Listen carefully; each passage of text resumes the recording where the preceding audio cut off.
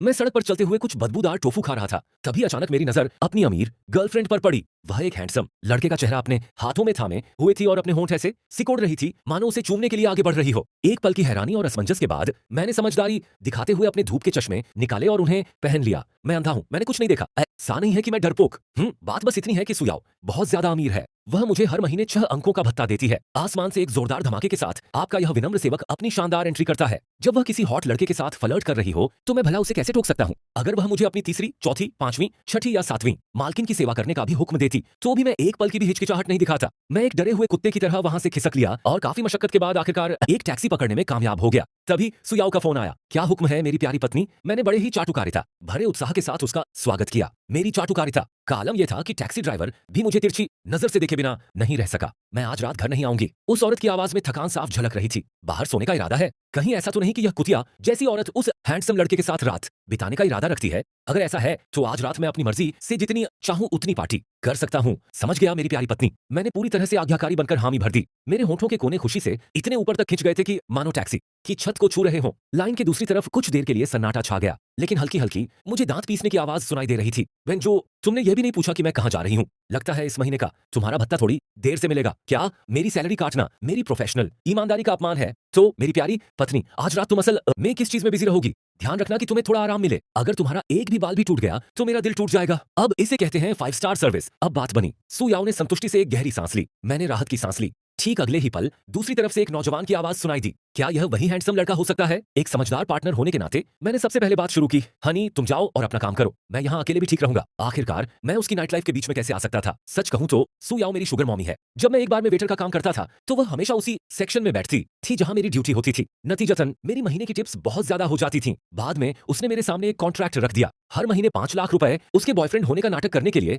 ऐसा बॉयफ्रेंड जो 24 साल उसके लिए हाजिर रहे। क्या अमीर लोगों के पास इतना ज्यादा पैसा होता है कि उन्हें समझ ही नहीं आता कि उसका क्या करें? उसने मुझे बताया था कि वह आज रात घर नहीं आएगी। मैंने तुरंत अपना फूड डिलीवरी ऐप खोला और लुओसिफेन, घोंघे वाले नूडल्स, फ्राइड चिकन और मालातांग का ऑर्डर दे दिया। जैसे ही मैं मजे से खा रहा था मेरी ठुड्डी से तेल टपक रहा था। मुझे अपार्टमेंट के दरवाजे पर कीपैड की बीप सुनाई दी। इससे पहले कि मैं कोई प्रतिक्रिया दे पाता दरवाजा खुल गया और बस बिल्कुल भी सलीकेदार न दिखते हुए मैं सुयाओ के सामने रंगे हाथों पकड़ा गया। मैं वहां अवाक खड़ा रहा और मेरे मुंह से अभी भी चिकन का पंजा लटका हुआ था। सुयाओ के मुंह के हाव भाव बदले। हद हो गई। उसने एक बेबसी भरी आह भरी। मैं तुम्हें खुद को साफ करने के लिए 10 मिनट दे रही हूँ। मैंने यांत्रिक रूप से सिर हिलाया, लेकिन मन ही मन मैं विरोध में चीख रहा था। औरतें हमेशा ऐसी बेतुकी बातें क्यों करती हैं? वह बेडरूम में चली गई। मैंने तुरंत मेज साफ कर दी। यह पक्का करने के बाद ही कि मुझसे ताजी और साफ महक आ रही है, मैं कमरे में दाखिल हुआ। वह बिस्तर पर लेटी हुई थी और कुछ असहज लग रही थी। मैं उसके और करीब गया और मुझे शराब की महक आई। अभी आज ही तो वह सड़क पर एक हैंडसम लड़के को किस कर रही थी, तो अब उसे शराब की इतनी तेज बदबू क्यों आ रही है? कहीं ऐसा तो नहीं कि उसे उसके बॉयफ्रेंड ने छोड़ दिया हो? अचानक सुयाओ बोली। जैसे ही मैं बिस्तर के पास पहुंचा उसने मुझे पकड़कर नीचे की ओर खींच लिया। इधर आओ।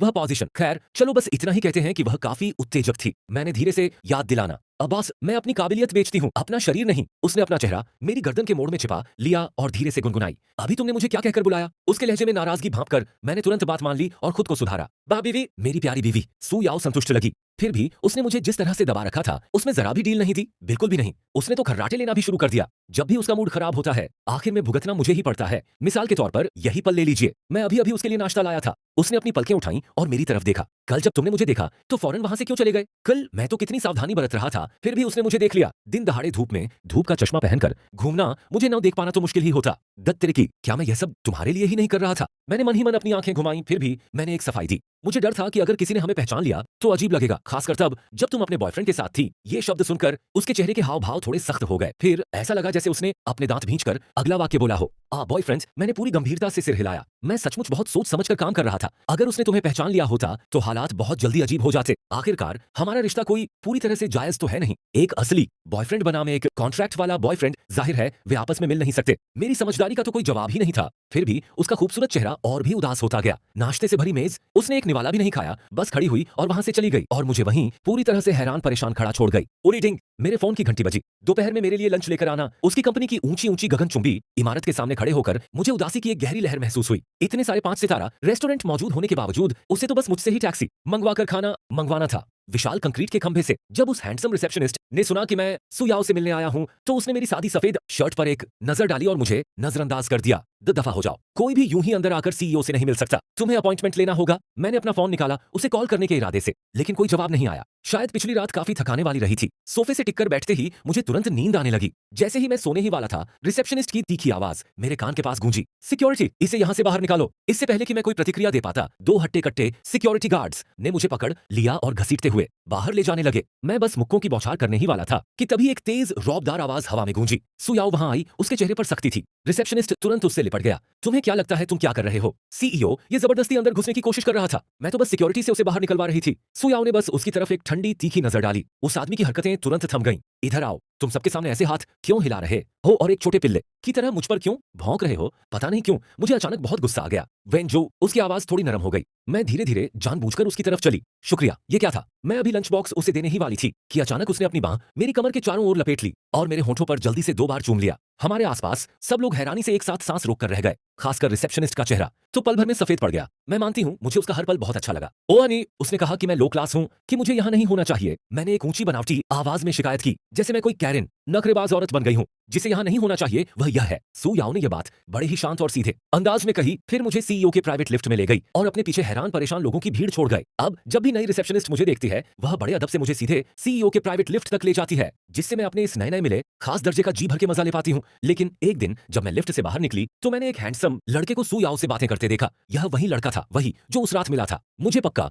नहीं पता कि वे किस बारे में बात कर रहे थे, लेकिन उसने अपना हाथ उठाया और सुयाओ की बांह पर हल्के से थपथपाया। सुयाओ की पीठ मेरी तरफ थी, इसलिए मैं उसके चेहरे के हाव भाव नहीं देख पाई, लेकिन उसके खड़े होने के तरीके से लग रहा था कि वह बहुत खुश है। मेरे दिमाग में हलचल मच गई और मैंने तय किया कि समझदारी इसी में है कि मैं चुपचाप निकल जाऊं, जल्दी से यहाँ से खिसक लेना ही बेहतर है। मैंने बड़े आराम से लंच बॉक्स एक मेज पर रख दिया और फिर तेजी से वहां से निकलने के लिए मुड़ी, पीछे हटी। लेकिन किस्मत तो देखो, मैंने गलती से मेज के कोने पर लात मार दी। दर्द से मेरा चेहरा बिगड़ गया और मैंने अपने दांत भींच लिए। जाहिर है सुयाओ और उस हैंडसम लड़के ने यह शोर सुना और एक साथ मेरी तरफ देखने के लिए मुड़े। सुयाओ के चेहरे के हाव भाव थोड़े बदल गए, उसके होठों के कोने कस गए और वह मेरी तरफ बढ़ने लगी। लेकिन मैंने समझदार बनने का फैसला किया। तुम दोनों अपना काम जारी रखो, मैं बीच में नहीं आऊंगी। वेंजू, ये बेतुकी बातें करना बंद करो। मैं क्या करूं? तुम और तुम्हारा बॉयफ्रेंड तो यहीं ऑफिस में सरेआम अपना रोमांस दिखा रहे हो। आखिरकार सुयाओ मुझे खींचकर एक कुर्सी पर बिठा ही दिया। वह मेरे सामने नीचे झुकी और बड़े प्यार से मेरे पैर को अपने हाथों में थाम लिया। जाओ मेरे प्राइवेट लाउंज से फर्स्ट एड का सामान ले आओ। उस हैंडसम लड़के ने हम दोनों की तरफ देखकर हल्की सी मुस्कान के साथ नजर डाली। कोई दिक्कत नहीं, मेरे असली बॉयफ्रेंड का मेरे नकली बॉयफ्रेंड के लिए दवा लाना। जरा मुझे देखो, मैंने जिंदगी में सच में बहुत कुछ हासिल कर लिया है।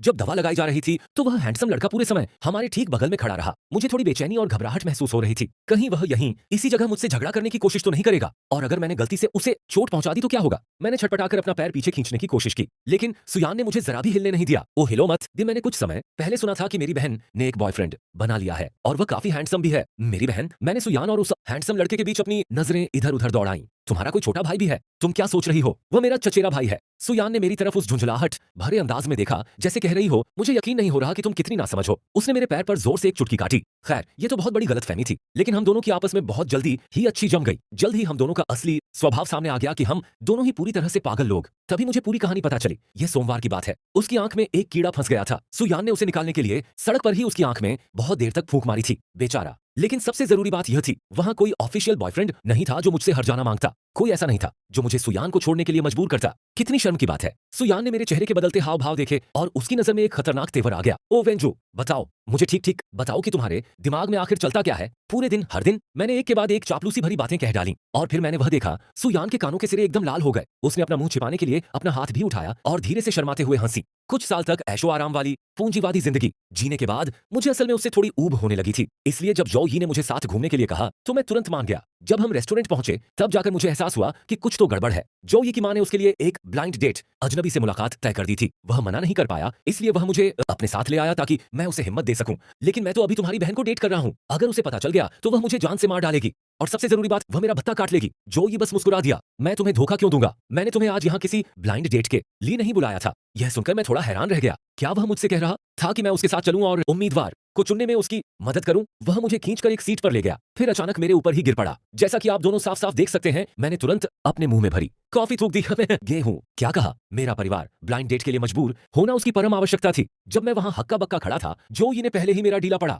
हाथ कसकर पकड़ लिया था। मेरा चेहरा भी उतना ही काला पड़ गया जितनी कि मेरे सामने बैठी लड़की का। तो तुम्हें मर्द पसंद है? एक आवाज जिसमें अश्लील और व्यंग्यात्मक लहजा था गूंज उठी। मैंने झटके से पीछे मुड़कर देखा और मेरी आंखों के आगे तुरंत अंधेरा छा गया। ओह बकवास! मैं सीधे अपनी शुगर मॉमी के गुस्से की जद में आ गया था। सू याओ आगे बढ़ी, पूरी तरह से गुस्से में लग रही थी, जैसे वह किसी को काट खाने वाली हो। मैं शुतुरमुर्ग की तरह सिर झुकाए उसके पीछे पीछे चला। इस सब का सूत्रधार झो यी ने मुझे ऐसी नजर से देखा जिसका मतलब था, माफ करना, मैं तुम्हारी मदद नहीं कर सकता। फिर वह तेजी से वहां से खिसक लिया। सू याओ गंभीर चेहरे के साथ गाड़ी चला रही थी और मुझे पहचानने का उसका कोई इरादा नहीं लग रहा था। क्या वह मुझे घर ले जाकर वहीं निपटाने का प्लान बना रही थी? घरेलू हिंसा बिल्कुल भी स्वीकार्य नहीं है, लेकिन मेरा भत्ता काटना यह तो और भी बुरा है। यकीनन इस वजह से मेरी नौकरी तो नहीं चली जाएगी, है ना? घर पहुंचने तक मैंने बार बार उसकी तरफ चोरी छिपे देखा। उसके चेहरे के हाव भाव से यह समझने की कोशिश करता रहा कि मेरी मौत किस तरह होने वाली है, लेकिन महारानी का चेहरा पत्थर जैसा बना रहा और उसने मेरी तरफ एक तिरछी नजर भी नहीं डाली। हम घर पहुंचे और जैसे ही मैं अपने जूते उतार रहा था, उसने मेरी बांह पकड़ी और मुझे खींचकर सोफे पर पटक दिया। आजो, तुम्हारी हिम्मत तो देखो, है ना? पत्नी,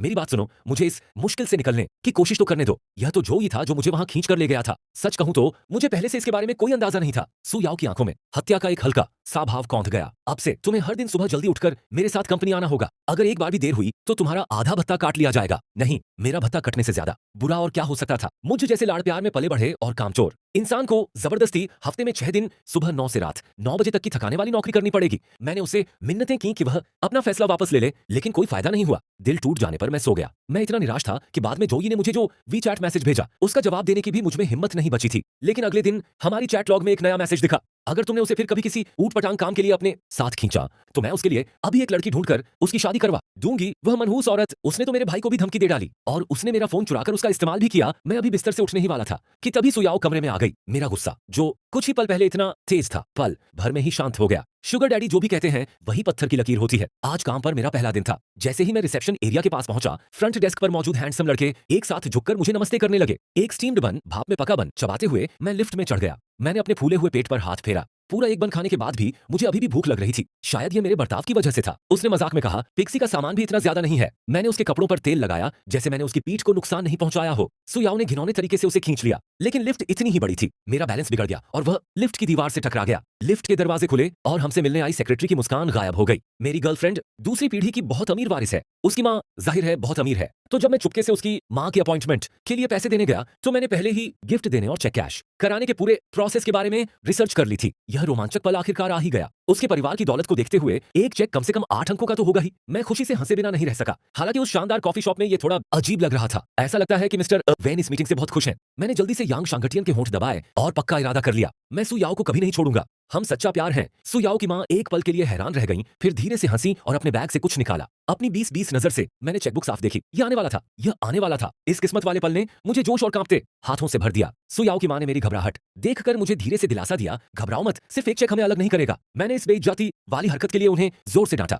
और लिखो, चलो एक छोटे से गोल से शुरू करते हैं। 100 मिलियन। सू की माँ मुस्कुराई और सिर झुकाकर चेक पर लिखने लगी। मुझे लगता है कि मैंने 10 लाख चुरा लिए। कैपिटलिस्ट सच में कंजूस होते हैं। खैर, 10 लाख काफी हैं। वेंजू, तुम ले लो। चेक मेरे हाथ में पहुंचने से पहले ही सू याओ तेजी से अंदर आ गई। चेक लेते समय उसके गुस्से वाले बर्ताव से मेरा हाथ कांपने लगा। वह यहाँ क्यों है? हवा में टेंशन बहुत थी। मैं कांपता हुआ वहीं खड़ा रहा, उसकी माँ को और फिर उसे देख रहा था। जैसे ही मैं चेक पकड़कर निकलने ही वाला था, सू याओ ने धीमी आवाज में कहा, माँ, उसे डराओ मत। मैंने उसे डराया नहीं, मैं बस उसे कुछ पॉकेट मनी देना चाहता था। क्या तुम यहाँ एक बुरी सास बनकर हमें अलग करने नहीं आई थी? मैं निराश दिख रहा था, लेकिन अनजाने में मेरा दिल एक पल के लिए शांत हो गया। फिर तुम्हारी जबरदस्त एंट्री ने मुझे सोचने पर मजबूर कर दिया। सू याओ की माँ गुस्से से चिल्लाई, देखो तुम्हारे बॉयफ्रेंड ने क्या पहना है, उसे बिल्कुल भी फर्क नहीं पड़ता। बेशक मुझे उसकी देखभाल करने में तुम्हारी मदद करनी होगी, लेकिन ये मेरे शुगर डैडी के साथ थोड़ा गलत है। नहीं नहीं, थैंक यू आंटी। सू याओ ने मुझे इतने सारे कपड़े दिए हैं, लेकिन मैं उन्हें पहनना नहीं चाहती। तुम एक अच्छी बच्ची हो, कभी हमारे घर डिनर पर आओ। मैंने बात मानते हुए सिर हिलाया। सू याओ की माँ मुस्कुराई और सू याओ को मेरी पक्की वफादारी के बारे में बताया। सच में? तो तुम मुझसे इतना प्यार करती हो? कॉन्ट्रैक्ट के बारे में सोचते हुए मैंने जल्दी से सिर हिलाया।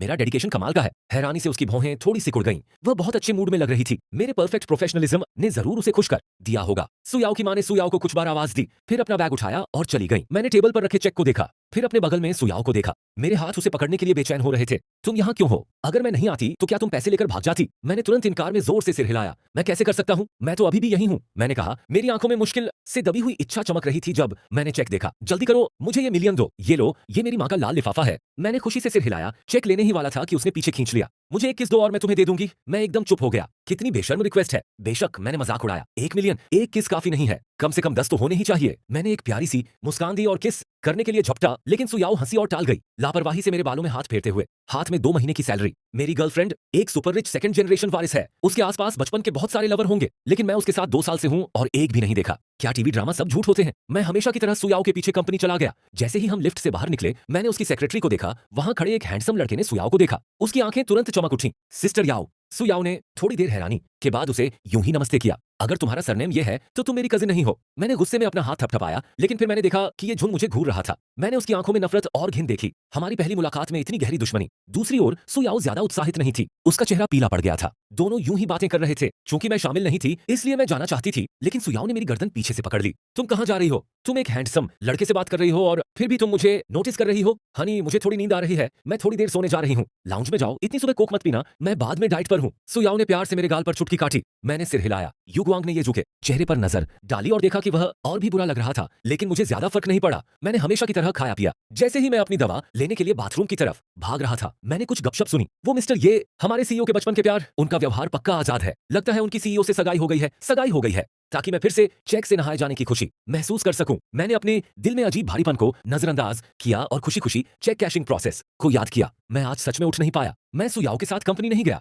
मैं देर सुबह तक सोया और फिर धीरे धीरे नीचे अपना टेकआउट लेने चला गया। अचानक मैं ये झुंड से टकरा गया। मिस्टर वेन, मैं इतनी देर से आपका इंतजार कर रहा हूँ। क्या हाल है? नहीं, तुम अभी मुझे चेक नहीं दोगे है ना? कोई सेरेमनी नहीं होनी चाहिए। सुयाओ ने शायद तुम्हें बताया नहीं होगा, लेकिन हमारी सगाई हो चुकी है। ये शून्य मुस्कुराया। मैंने अपने होंठ भींच लिए। तो अपनी इज्जत के लिए तुम्हें पीछे हट जाना चाहिए। सुयाओ से तुम्हें जो पैसे मिले हैं वे तुम्हारी बाकी जिंदगी बर्बाद करने के लिए काफी हैं। इस बात से मैं 2 तरह से बुरा लगता हूँ। 1, मैं एक बेवकूफ हूँ। 2, मैं पैसे के पीछे हूँ। शॉर्ट में, मैं बीच में फंस गया हूँ। मैं कॉन्ट्रैक्ट में हूँ। मैं उसकी बेवकूफी भरी बातें कैसे सुन सकता हूँ? तुम्हारी चिंता के लिए धन्यवाद। अगर कुछ है तो सुयाओ को आकर मुझसे बात करने दो। मैंने आंखें घुमाई और घर जाने ही वाला था कि वह अचानक एक दुख भरी चीख के साथ रो पड़ा। फिर मैंने जमीन पर एक धमाके की आवाज सुनी। मैं मुड़ा और देखा कि ये शून्य जमीन पर पड़ा है। मैं हैरान रह गया। क्या हुआ? वह लड़खड़ाकर सीधी जमीन पर गिर गया। अचानक मैंने सुयाओ को लगभग 10 मीटर दूर देखा। तो यह एक फ्रेम अप था। रोमांस नॉवेल मुझसे झूठ नहीं बोलते। सुयाओ ठंडे चेहरे के साथ मेरे पास आई। हालांकि मैंने कुछ गलत नहीं किया था, फिर भी मैं उसके एक्सप्रेशन से डर गई थी। मैंने सबकॉन्शियसली समझाया, मैं कर सकती। नहीं, मैंने नहीं किया। सिस्टर याओ, उसने जानबूझकर ऐसा नहीं किया। मत करो। उसने सच में जानबूझकर ऐसा नहीं किया। आखिर उसने तुम्हें छुआ भी नहीं। सुयाओ का पता नहीं चला। मेरा दिल शांत हो गया। मुझे लगा कि मैंने पहले ही ये बहुत साफ कर दिया था। शादी का एग्रीमेंट जिसका बड़ों ने यूं ही जिक्र किया था, वह मायने नहीं रखता। प्लीज थोड़ी सेल्फ रिस्पेक्ट रखो। मेरे दादाजी सेंटिमेंटल हैं और कुछ नहीं कह सकते, लेकिन मैं सेंटिमेंटल नहीं होऊंगी। अपनी छोटी मोटी बातें दूर रखो। सुयाओ ने यह कहा और मुझे लिफ्ट में खींच लिया। लेकिन लिफ्ट के दरवाजे जो बंद होने वाले थे, मैंने ये जुयुआन की नजर देखी। उसका मंगेतर। ऐसा लगा कि वह बात कर रहा था। मैंने जो ये को बताया कि आज क्या हुआ। जो ये ने मुझसे बात की। शायद यह अच्छी बात न हो। कुछ समय पहले उसके परिवार को कैश फ्लो की प्रॉब्लम थी, इसलिए उसे कहीं से एक मैरिज एग्रीमेंट मिल गया। कहते हैं कि यह मेरे दादाजी ने अरेंज किया था ताकि मेरी बहन उनसे शादी करे, लेकिन मेरे दादाजी बहुत पहले गुजर गए। तुम कैसे पक्का कर सकते हो? हालांकि सुयाओ और उसका परिवार सब मानते हैं कि मैं उसका असली बॉयफ्रेंड हूं। मैं तो बस नकली हूं। अगर उसके परिवार को पता चल गया तो मुझे पक्का टॉर्चर करके मार डाला जाएगा। लेकिन इससे पहले कि मैं इसके बारे में सोच भी पाता, अचानक ऑनलाइन एक न्यूज आ गई। सु ग्रुप के प्रेसिडेंट सुयाओ और ये ग्रुप के चेयरमैन ने अपनी सगाई की तारीख तय कर ली है। कहा जाता है कि यह उनके पुरखों द्वारा बचपन में तय की गई सगाई है। और हैरानी की बात है कि नेटिजन्स अभी भी उन्हें दुआएं दे रहे हैं। मेरा दिल एक पल के लिए बैठ गया। ये जो कर रहा है वह काफी चालाक है। अगर सुयाओ अब इससे इनकार करती है तो यह परिवार पर एहसान फरामोशी का इल्जाम लगाने जैसा है। मैं कंफ्यूज था। सुयाओ उस रात घर नहीं आई। बस मुझे जल्दी सोने के लिए मैसेज भेजा। मुझे पता था कि वह या तो कंपनी में होगी या अपने किराए के अपार्टमेंट में कोई हल निकालने की पूरी कोशिश कर रही होगी। थोड़ी देर सोफे पर चुपचाप बैठने के बाद मैं बेडरूम में गया और वह कॉन्ट्रैक्ट निकाला जिसे मैंने छिपा कर रखा था। हालांकि सुयाओ कभी कभी मुझे परेशान करती थी, लेकिन जब मुझे पैसों की सबसे ज्यादा जरूरत होती थी तो उसने मेरी मदद की। अब मेरे सेविंग्स अकाउंट में लाखों रुपए हैं। मुझे पता है कि उसके सगाई से मना करने का एक कारण यह भी है कि वह असल में मुझे थोड़ा पसंद करती है। सुयाओ जिसे पीना पसंद नहीं है, अपना सारा समय बार में बिताती है और ये सब मेरा कमीशन है। मैं वेंजो शायद पैसों से प्यार करता हूँ, लेकिन मैं यह भी जानता हूँ कि मेहरबानी का बदला कैसे चुकाना है। मैंने ध्यान से कॉन्ट्रैक्ट रखा और दरवाजा खोला, लेकिन बाहर किसी ने अचानक मेरा मुंह बंद कर दिया। इससे पहले कि मैं कुछ कर पाता, मैं बेहोश हो गया।